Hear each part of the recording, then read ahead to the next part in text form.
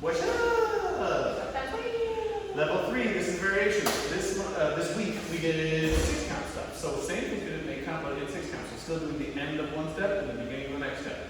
Let's do the little step on 8. I said that time at 6. Let's do little 1. Now we do stanza kicks.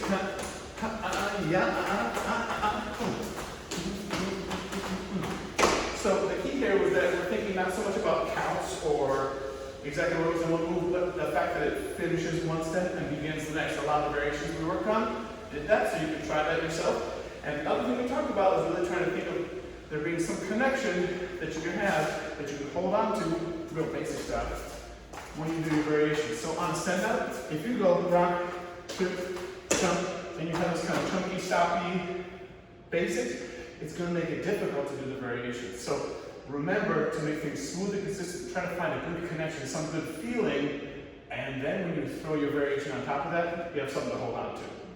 We talked about it a lot more, but that was the gist.